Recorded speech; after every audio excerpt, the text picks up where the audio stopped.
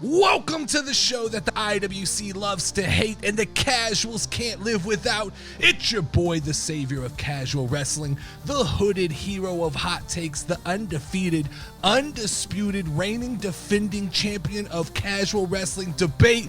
Nerdy D is in the building. Here's the deal, guys. I'm here to defend the real fans, the ones who know wrestling isn't about 5-star flips and technical clinics. It's about the stories that make you laugh, that make you cheer, and sometimes even make you cringe a little bit. So grab a drink, sit back, and let me guide you through the chaos with a little bit of snark, a lot of swag, and absolutely zero apologies. This is the Casual Wrestling Podcast. Notorious.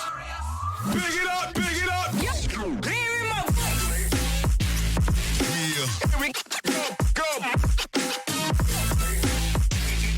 What is up, friends of the show? Hope you guys are doing well. Let's give a big middle finger to the IWC lurking on the pod and hating every word we spit out. We know you guys are listening. This is the Casual Wrestling Podcast, where each and every week we break down pro wrestling like normal human beings do. Not like these other nerds on the internet. This is the place that appreciates the stories and could care less about the 5-star flips and kicks. Tonight, we got a full card on the podcast. Remember, if you are a video listener of this podcast, there's an exclusive segment that you can only get by jumping over to Spotify and listening to the audio version of the podcast. We'll talk about that more later. But on tonight's show, we get Raw and SmackDown breakdowns, a preview of what to expect on Netflix. We got some fuel to piss off the AEW stands, and I tear apart the worst IWC takes of the week. But first, let's talk about something important. Something I realized over the winter break. And for the first time in a long time, I got to sit back and just watch wrestling on my own and just enjoy it without all of the noise. No Discord, no hot takes, no one yelling about how this 2-minute match just killed the entire business. It was just me, my couch, and some damn good WWE wrestling. And let me tell you, it was absolutely magical. Now, don't get me wrong. I love community. I love our community with all of my heart. You guys are the lifeblood of what I do here. The debates, the discussions, even the occasional bad take that gets thrown into the Discord every so often, that's all part of the fun.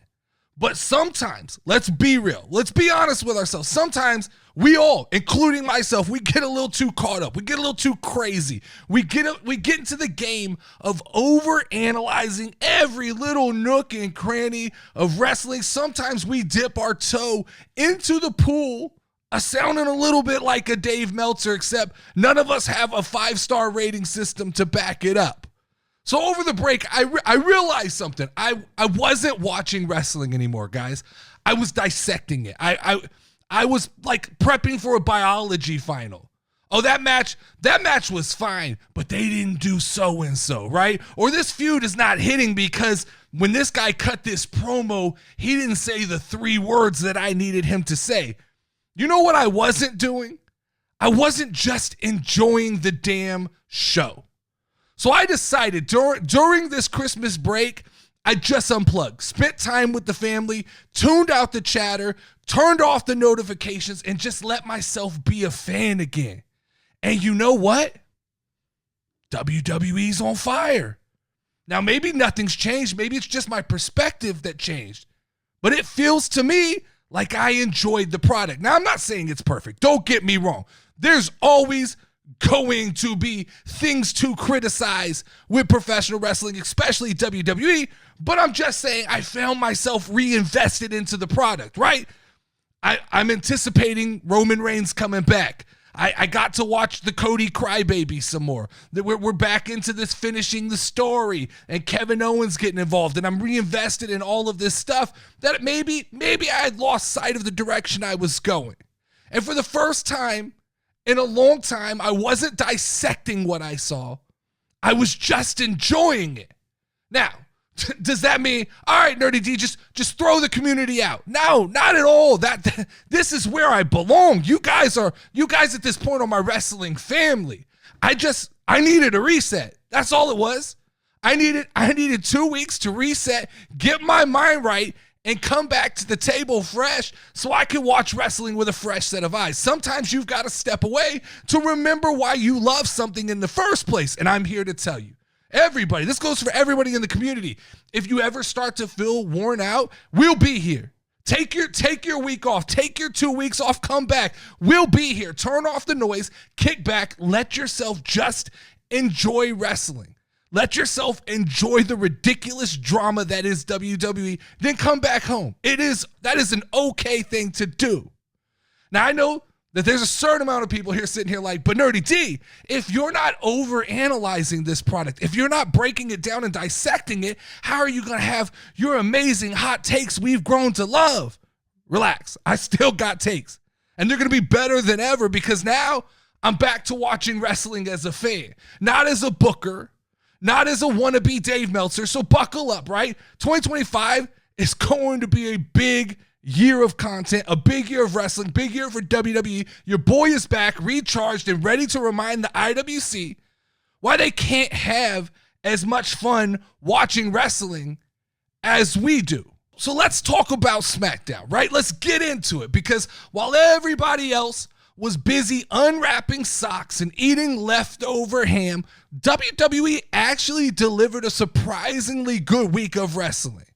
Like during the holidays, we got higher quality wrestling than I ever expected to get. And let me tell you, it was like finding a shiny new toy under the tree that I wasn't expecting.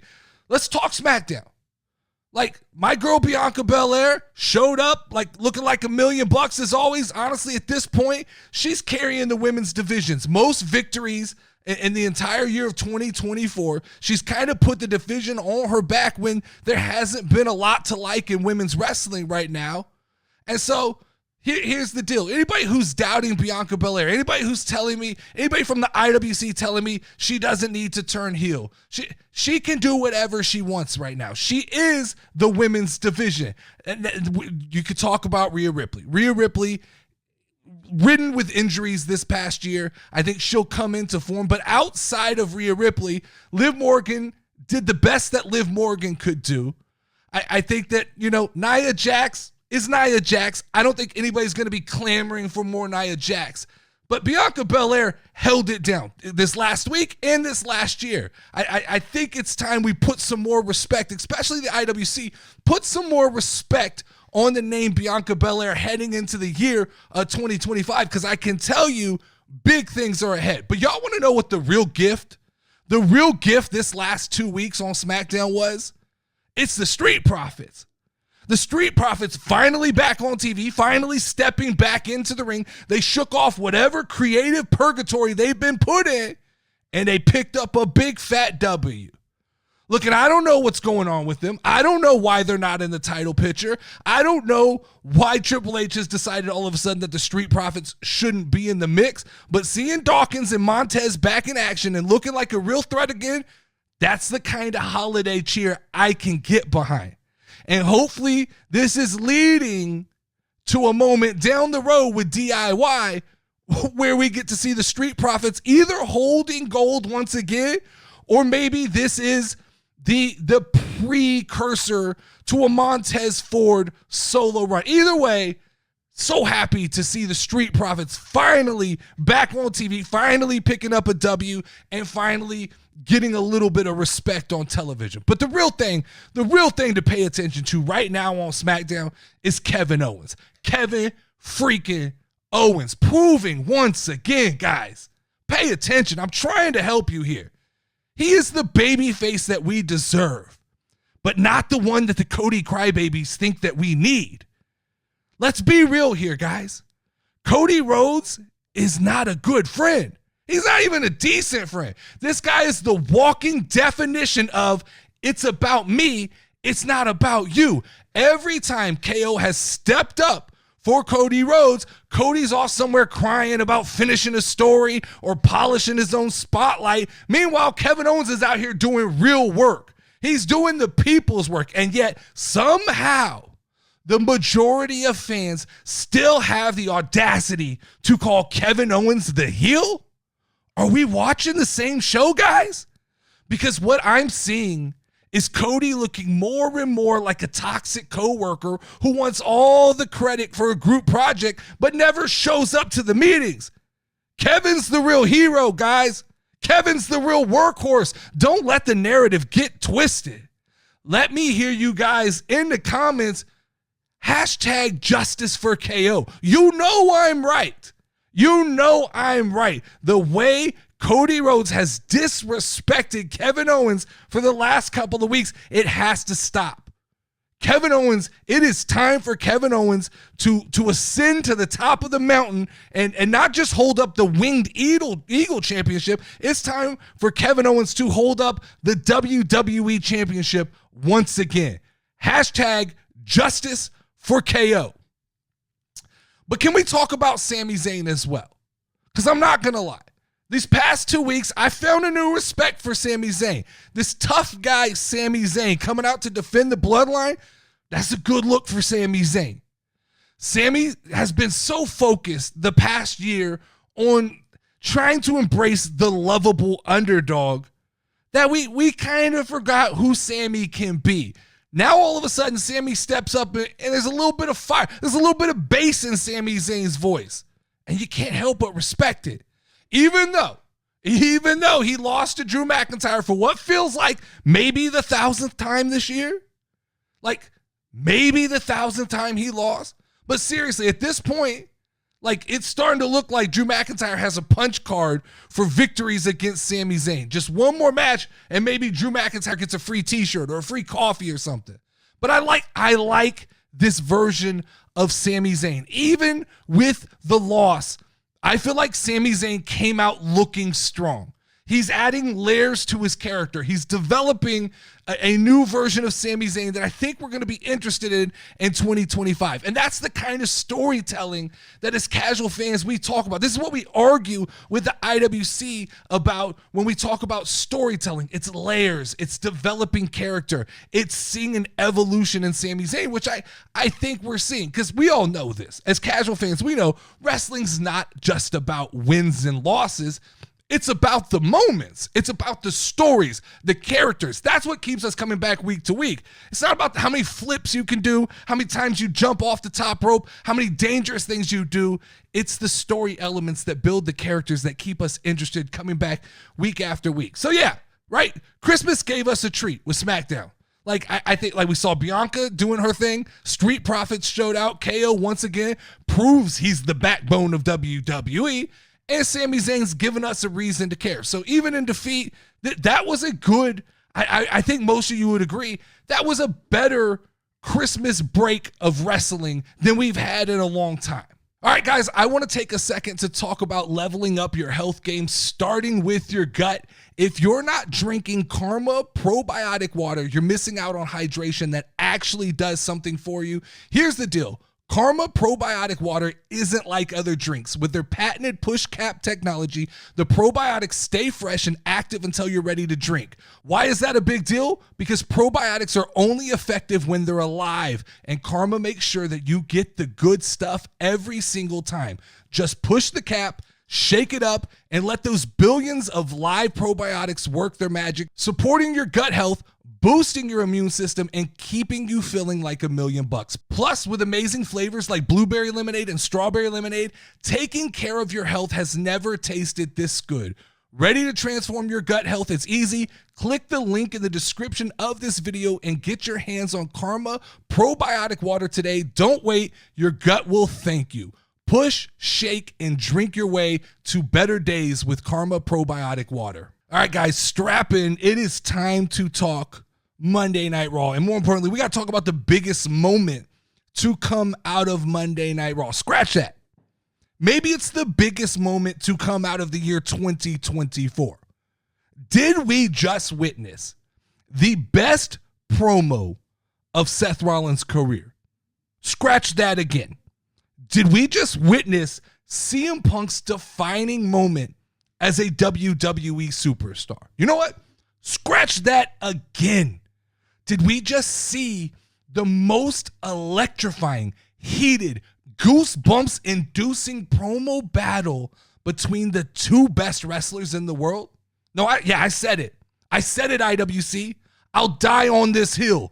The two best professional wrestlers in the entire world. Don't talk about your Kenny Omegas, your Will Ospreays. You just witnessed what professional storytelling is supposed to look like. I'm not accepting arguments. I'm not accepting debates. You just need to hit rewind, go rewatch that promo battle between Seth Rollins and CM Punk, because what we saw last night was promo perfection. The final segment of Raw wasn't just good. It was transcendent. It was Attitude Era-esque. It was raw. No pun intended. It was raw. It felt like those guys don't like each other. It was the perfect way to end the USA Network era and launch us into this new Netflix chapter of WWE. Seth Rollins and CM Punk, they didn't just deliver, guys. They made every other main event promo in the last decade look like amateur hour. Let's break it down. Seth came in swinging. He tried to paint Punk as the villain, the guy who turned his back on WWE, the cancer of the wrestling world. And what did Punk do? He just flipped the script. He took every one of Seth's accusations and dodged them like he was Neo in the Matrix, and he turned them into a love letter of passion. He turned them into a letter of perseverance. And yes, dare I say, CM Punk elevated himself last night to WWE legend. Punk wasn't just defending himself. CM Punk literally rewrote his narrative right there in the ring in real time. And guys, Seth was out there firing rockets. Seth was like Brett Favre, eyes closed, just hurling bombs. He took shots at Punk's age, his bitterness, his inability to stay in a company for longer than 5 minutes. It was a clinic on how two guys who dislike each other seemingly can get into a ring and take shots at each other for the betterment of the company. Now let's go back. Let's not forget the moment that Seth Rollins called CM Punk a cancer. Yo, a cancer. That's not just cutting deep. That's severing ties and burning bridges. That's real. That's raw. That's from the heart. And when Seth went after Punk for not having kids, yo, I was ready to stand up and applaud. I thought this is the kind of visceral, personal heat that we used to get in the Attitude Era. This felt like a high-level microphone battle between two like New York MCs. This felt real. It felt like these two guys genuinely despise each other. And maybe they do, right? There's a high probability these two guys just don't like each other. They're just professional enough to make this story work. And that's what makes this feud so electrifying.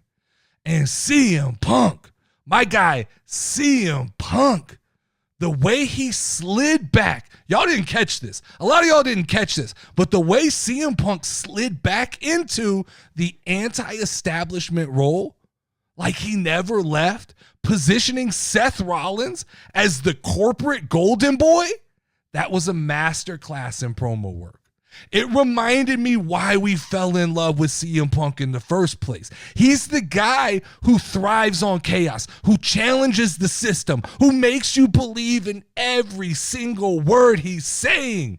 And Seth Rollins, Seth was right there with him, step for step, blow for blow, shot for shot, proving once again, these two guys are the top two guys in the business. These are the guys who have carried the flag of the company for the last 15 years, outside of Roman Reigns and John Cena, who obviously, those are the chosen children. Those are the guys who were given the golden brick road to get to the finish line. Seth Rollins and CM Punk have had to earn every single thing they've done, and it all came to a head on Monday night. Let's make something clear. This doesn't end on Netflix. This doesn't end on Monday. This isn't one and done. They're not speeding this up so we can get to the end of this. This has WrestleMania written all over it. This has 3 months of storytelling written all over it.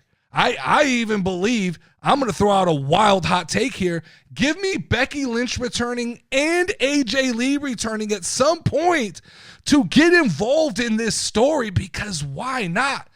Give me an elimination chamber. Give me CM Punk, AJ Lee versus Seth Rollins and Becky Lynch, because why not? This right here, let me go on record. This right here, this is the kind of feud that defines careers. This is the Stone Cold Rock thing, the Hogan Andre the Giant thing, that gets thrown around all the time. Slow your roll. This is that level of feud. This is that level. This is the type of thing that can ascend these guys into that immortal status of professional wrestling where it just gets talked about forever. So let's talk about the rest of Monday Night Raw then. Let's talk about the New Day.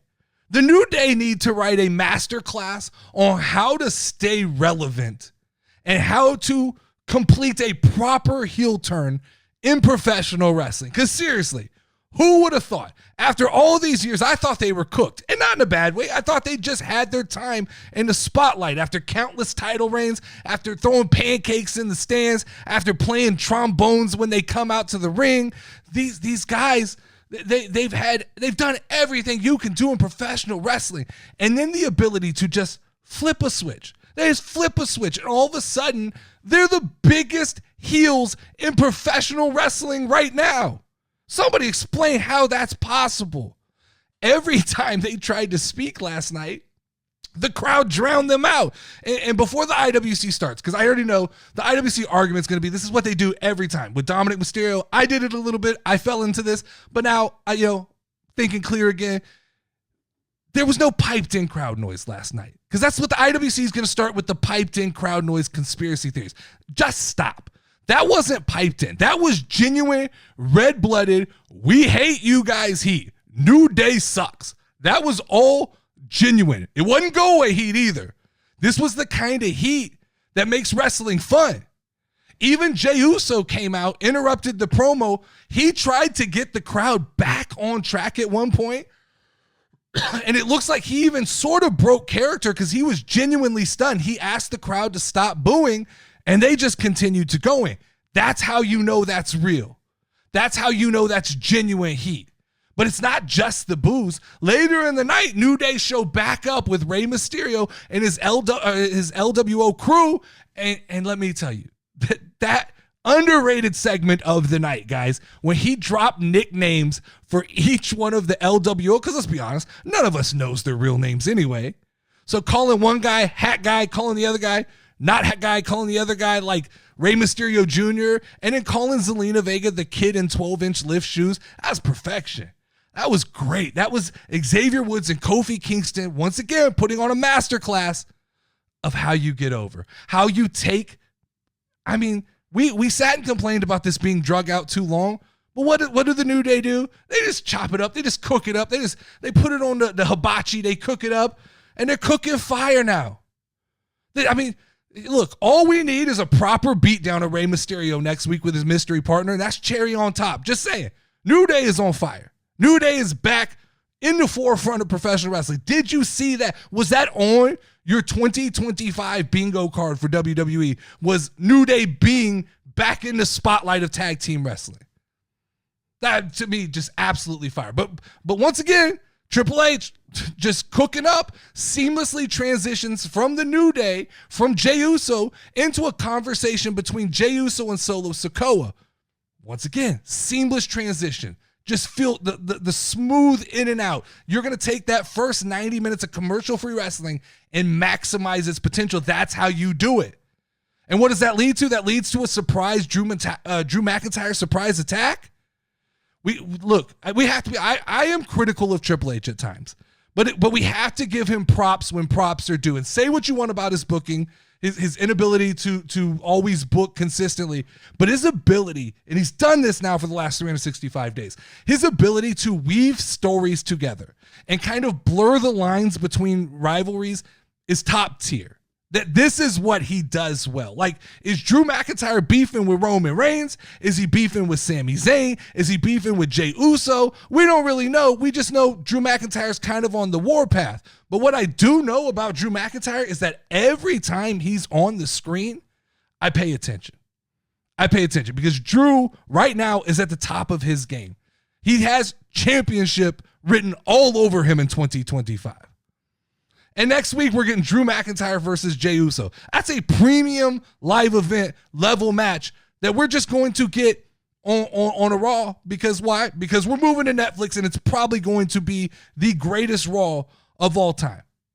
But transition out of that, we got a proper match between Chad Gable and Otis. And surprise, surprise, American Made did what they do best, used some shenanigans, helped Gable pick up the win. And look, I already see the IWC. I've already been on X. I've already seen the IWC starting the complaint train where they're talking about, oh my God, are we doing this again? We never did this the first time. This was my argument a long time ago.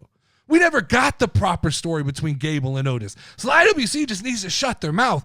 Let Triple H cook with this one, right? We never got to finish this story because the Spirit Halloween employees showed up, by the way, which the IWC told me were going to be the biggest thing in wrestling.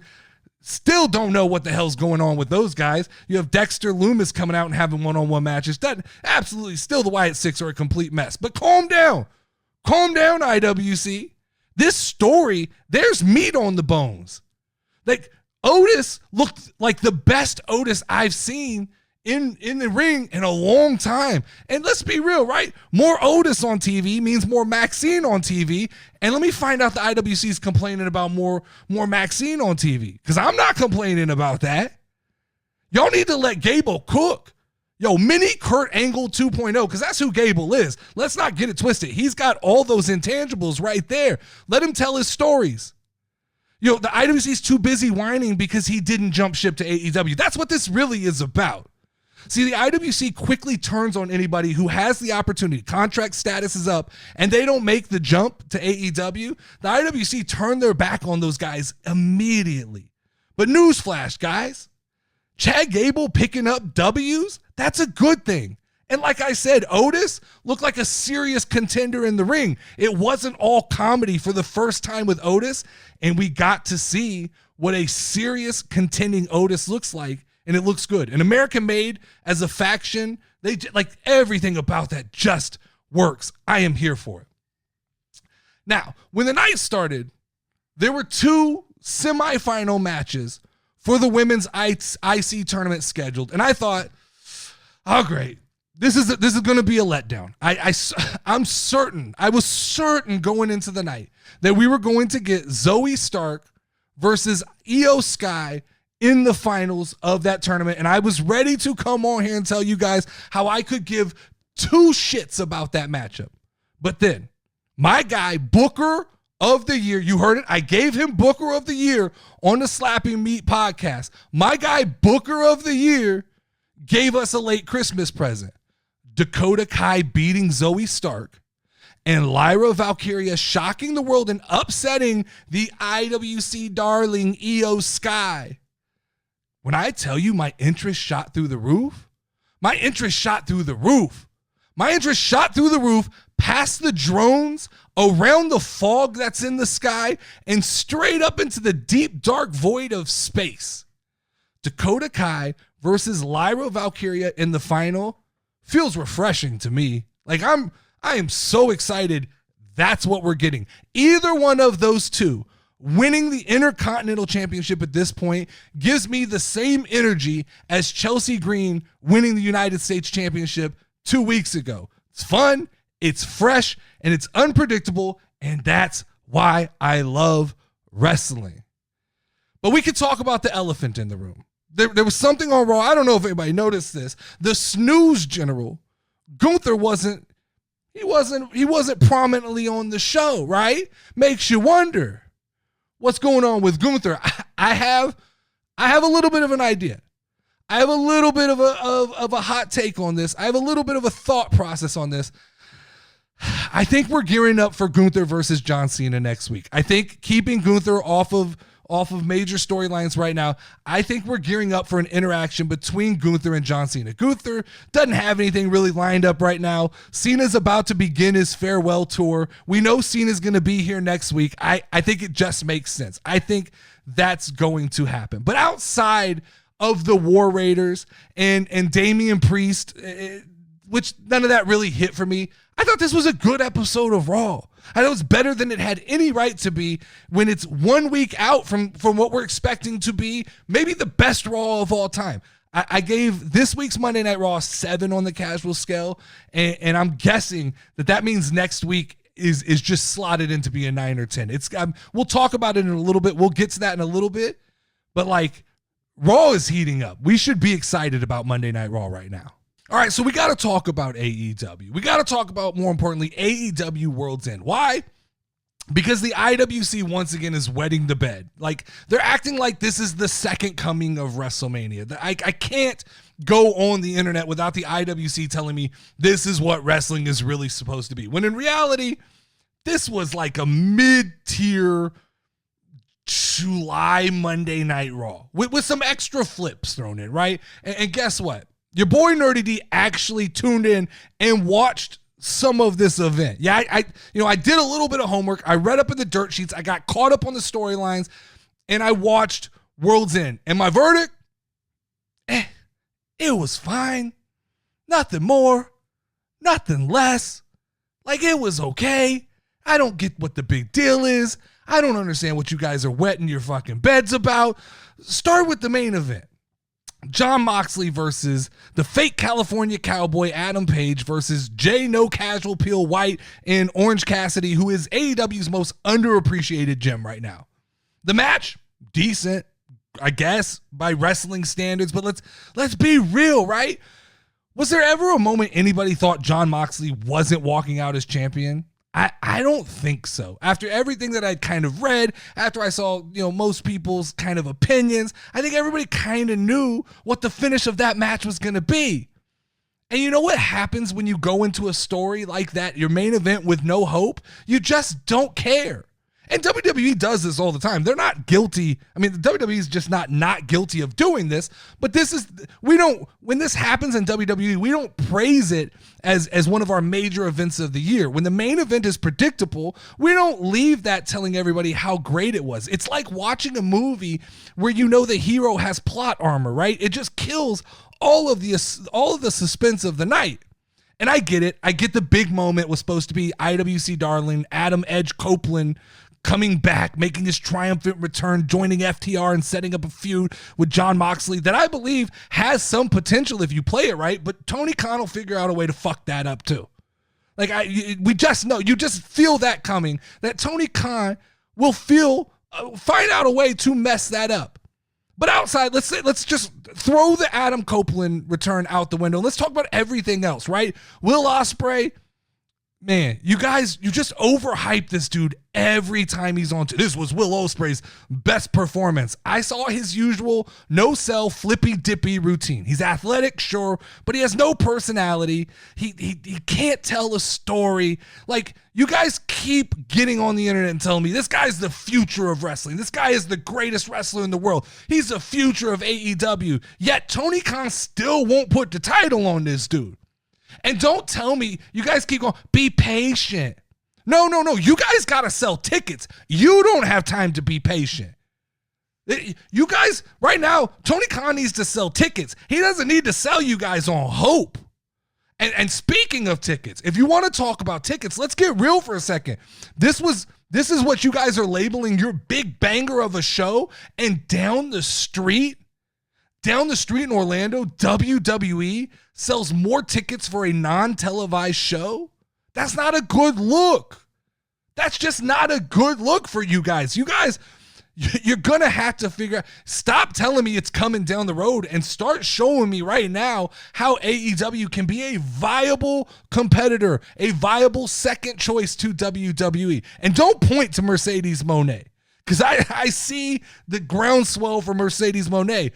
Because what I saw, once again, was the crowd gave her zero reaction. She got the same reaction I get going into a library. Someone explained to me how she's this big global draw, because that's what you keep saying. Mercedes Moné is a global draw. But AEW's most loyal fans, the ones that are there in attendance, don't even care. They don't make much noise. They built up towards the end of the match, but there was no excitement for her in the initial part of that match. And before we move on, let's take a moment to talk about Mercedes Moné. Look, I'm not saying she's auditioning for a role in The Great Pretender. Maybe I am saying that, right? But the way she keeps talking, like every interview she does, she's trying to convince us how much she loves AEW. It's starting to feel like, to me, she's trying to convince herself how much she loves AEW. I love the freedom. I love the creative control. I love everything. No, sure you do. I'm sure you do. But nothing screams creative freedom like having to wrestle in front of half-full arenas and getting less crowd reaction than the popcorn guy. Let's just call it like it is. I believe there's a part of Mercedes Moné right now that resents Naomi for going back to WWE and doing what she couldn't do. Naomi took the leap, bet on herself, went to TNA, walked out, came back, and now I think I read Naomi was like the 4th most winning wrestler on the WWE roster in 2024. And what's Mercedes doing? She's stuck trying to pretend that AEW is the dream. The truth is, Mercedes thought leaving WWE was going to make her the talk of the industry, and now she's realizing the grass isn't greener when the fans aren't showing up. You didn't carry over your fans from WWE. Here's my hot take for you, Mercedes Moné. I don't think you're there. I don't think you're in it for the long game in AEW. I think it's just a pit stop for you. I think you're saying all the right things to keep the IWC interested, but I think you're trying to keep your name in the conversation until you can find a way back to WWE. I truly believe that deep down inside, her intention is to figure out the path of least resistance to get back to WWE at some point, because deep down, even Mercedes Moné knows that's where the real spotlight is. That's what gets you in Star Wars TV shows. That's what gets you movie deals. And I think if the IWC thinks otherwise, I've got a bridge to sell you. I definitely got a bridge to sell you. But the real flop of the night to me with AEW was MJF and Adam Cole. That's a year-long feud. That is something that I've even paid attention to, and it finishes with a low blow. After all of that buildup, that's what we get. That's the Spielberg-level storytelling we get. Because I was invested. As a casual fan, this was one thing that I was paying attention to. There was a point in time last year where MJF and Adam Cole was the best thing. When they were best friends, it was the best thing in wrestling. Now, I know you can't control everything. Injuries got involved, but there's a way. You see what they do with Gable and Otis. There's a way to kind of rev the engine back up and get it going. And it feels like that this match was just kind of an admission. We dropped the ball on this one. We're not going to be able to get it going. I know the Undisputed Era showed up to save Cole, because why not? We're going to figure out how to just squeeze every last drop of juice out of this arm. But someone please explain to me, like, what is the point of this story at this point? Because I'm genuinely baffled. Guys going from heel to face to heel to baby face to heel. I don't understand. It seems like it was something that was working, and now Tony Khan just can't let it go. And before we get out of the AEW stuff, let's not forget about Ricochet, right? Because Ricochet continues his little heel shtick. You know, that's what he's calling his little heel shtick. And he thinks, oh, I'm getting this over on all the casual fans, right? They don't understand. No, dude, you're not getting it over. We're just annoyed. We don't think it's funny. We don't think it's cute. You're not selling anybody. What you've done is you've created a story where the IWC thinks they're in on a joke, when in reality, they're not in on any of it. We're all just pointing at all of you guys going, this is dumb. Like, this is dumb. You sat around and you talked shit about WWE. Now you're in AEW and the same shit is happening. You're in no better position than you were in WWE. Your wife sat around and told us she wasn't leaving WWE to go to AEW yet. She shows up singing the national anthem, which is one step away from becoming the ring announcer. Like, we were told that there were other opportunities. Those opportunities aren't pouring in for Samantha Irvine. The reality is Samantha Irvine, same thing as Mercedes Moné. There's a harsh reality. When you leave the big machine, all of the promotion doesn't follow you. And I think that's a bitter reality for some of these people. But here's the thing. Let's tie this up neatly. I want AEW to be good. I say this all the time. I really do. WWE is stronger when AEW is stronger. WWE product gets better when AEW is competing, but they're not doing it right now. Tony Khan still cannot figure out what his company's identity is. It's messy. It's still the IWC hipster dream, which there's just not a big enough audience to appease. If you continue to be the IWC hipster dream, then your numbers are maxed out. This is where you stay. This is where you live. And if you're happy with that, that's great. But stop telling people you're competing with WWE. A company that gives the hardcore fans just enough fuel. It feels like every event, there's just enough to get the IWC all worked up again so they can go into their echo chamber and they can tell each other how they know more about wrestling and that casual fans just don't understand. They don't see the level of, the amount of times I have to hear people talk about how AEW is actually better wrestling than WWE is absolutely insane to me. If it's better, why is nobody watching? AEW needs to figure out who it's for, lay into that, admit that's what you are, because right now, it's not for casual fans. And if that's what you are, that's fine. So yeah, World's End for me, more like a World's Shrug. Let me know in the comments what you guys thought about World's End. But I'm not going to overreact to what I saw. I just didn't think it was that good. All right, it's time for the part of the show where we put on our gloves, grab some ice packs, and dive into the frosty, half-baked nonsense that is the IWC's favorite pastime. Hot takes that are anything but. Welcome to IWC Cold Takes. This is where we sift through Twitter and the dirt sheets to find the coldest, most ridiculous takes the internet wrestling community has to offer, and we serve them up with a side of snark and a whole lot of truth. Buckle up, guys. It's about to get chilly in here, starting with a tweet from President Waller, who said, "And so, with that, Raw leaves the airways after 30 years with a whimper, not a bang." That's your takeaway, President Waller. Are we watching the same show, guys? Or do we watch the same wrestling show as the IWC? Or are these guys stuck in 1999 waiting for another beer truck to show up? Look, I get it. The IWC loves dramatic overstatements. They love to get on the internet and make these stupendous, these proclamations that people can argue with. Raw's final episode on USA wasn't just a bang, it was a cannon shot, my guy. Like, what more do you want? You knew this was going to be promo for the Netflix premiere of Monday Night Raw. We were given way more than we deserved. This set up the foundation for the next era of professional wrestling. This set up the foundation for one of the most iconic feuds of the modern era. We got the New Day reinventing themselves as the top bad guys in wrestling. I don't know what you're looking for. And on top of that, there was storytelling, there was intertwined rivalries, there were surprise attacks, we had tournament matches.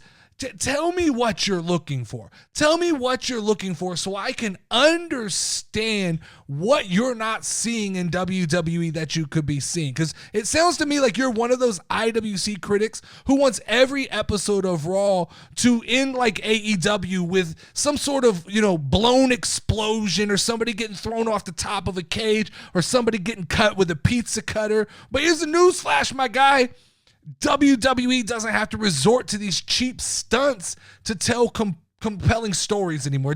That's not what they have to do. They can put two of the best in the world in the ring, face-to-face, handle microphones, and let them sound off. That wasn't a whimper.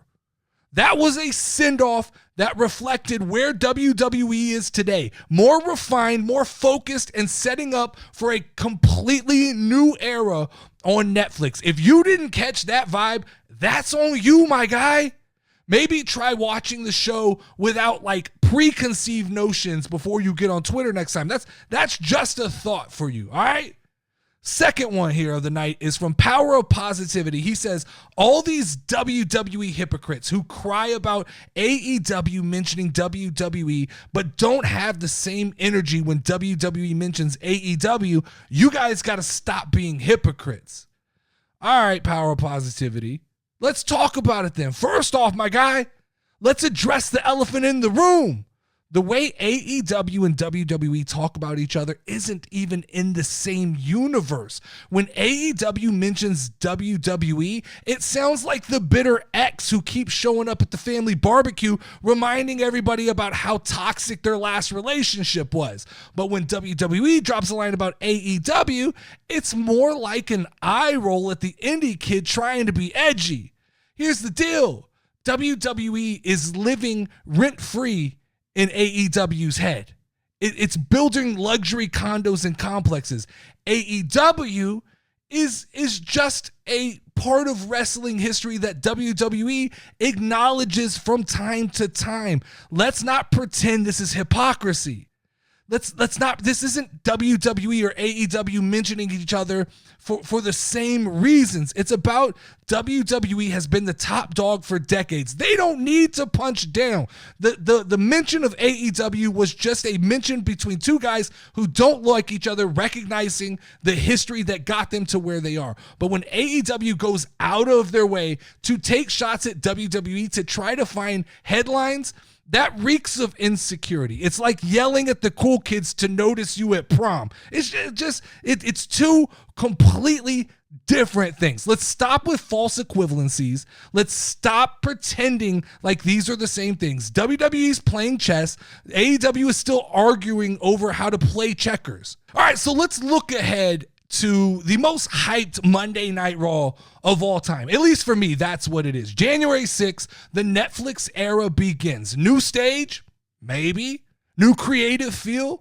It's starting to sound like it. I'm seeing rumors flying around that WWE wants this to feel more organic, like the good old days, like the Attitude Era, where guys were calling their shots in the ring based on how the crowd's reacting to what's going on. If that's true, we could be in for some serious great promos moving forward. But this show is going to set the tone heading into WrestleMania season. It's already stacked. We got to talk about it. First off, Drew McIntyre and Jey Uso.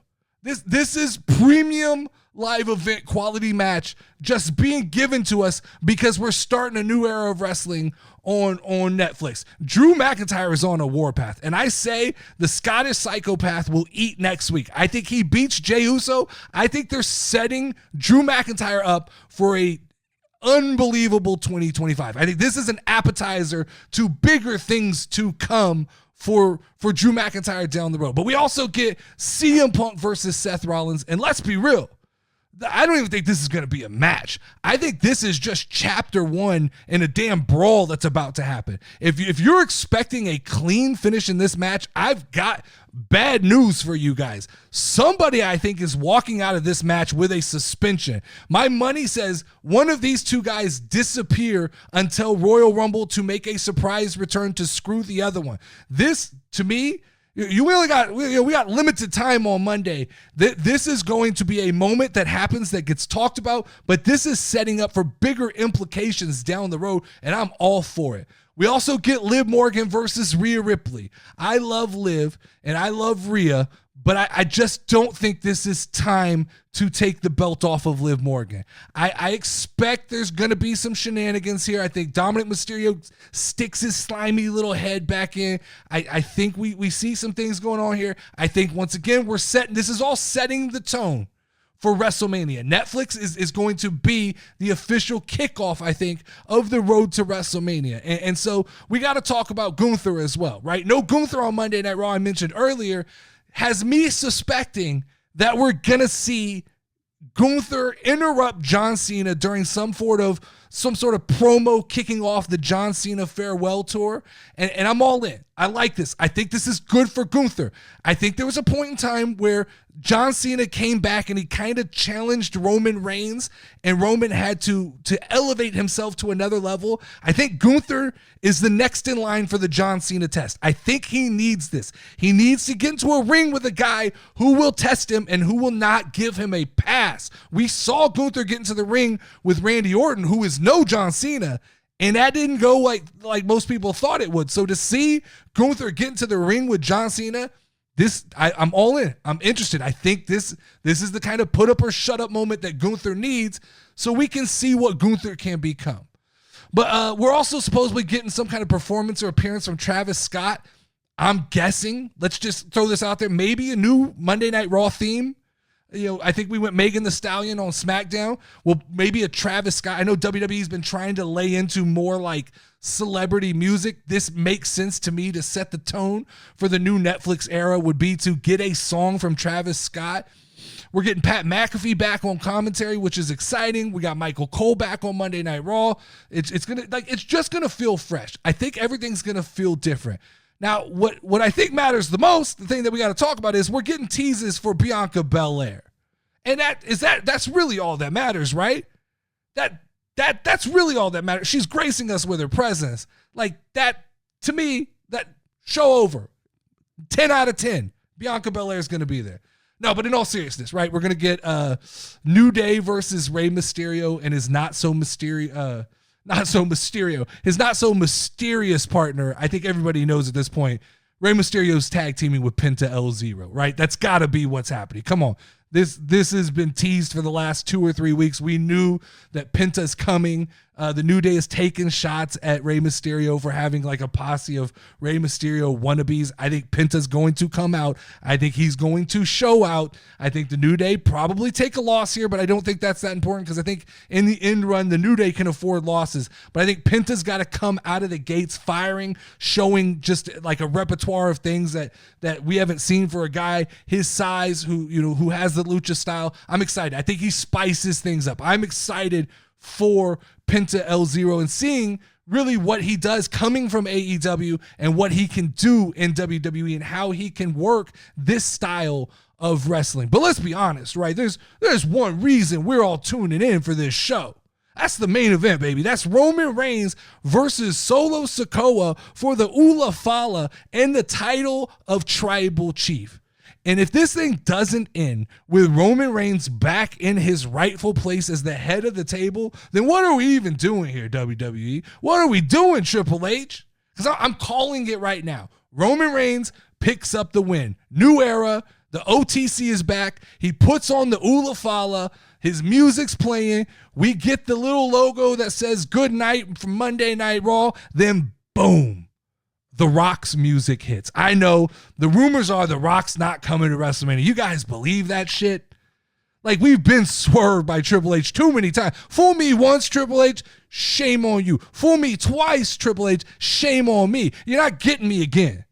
The Rock's coming out at the end of the Netflix January 6th Monday Night Raw to begin WrestleMania season. And just to acknowledge what we've all known all along, that we're getting Roman Reigns versus The Rock at WrestleMania 41. We can lock it in. We could start the promotion. We could start putting up the posters. But here's the problem. If The Rock doesn't show up, I think that's it. I think we can kiss that Mania moment goodbye. I think this is the last opportunity where this is a possibility. It's put up or shut up for Dwayne.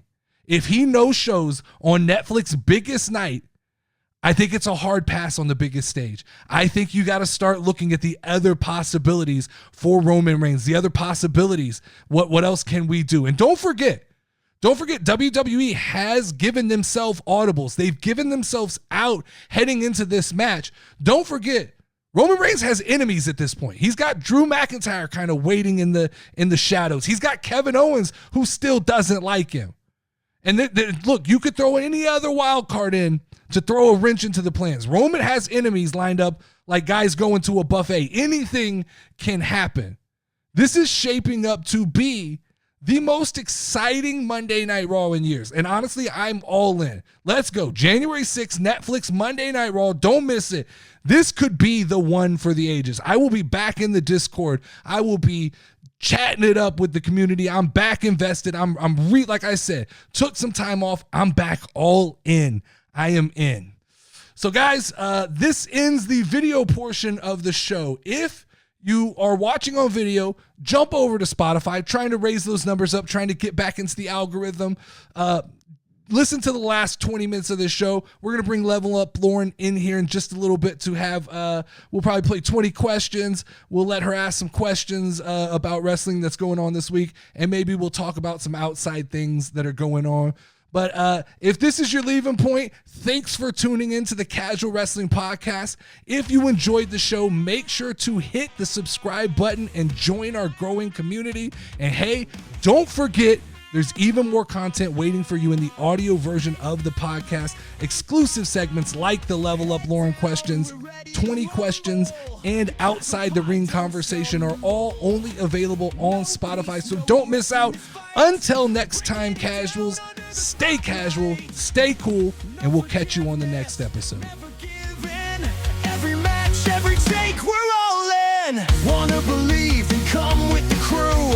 CWC fam, this is for you. We're the wanted men, mic in our hands. You keep telling us to back down, won't do it.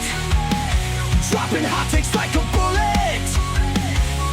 It's the Casual Wrestling Pod. Renegades will break the facade. Step in the ring, we knew it. Living on the wrong side of a bullet.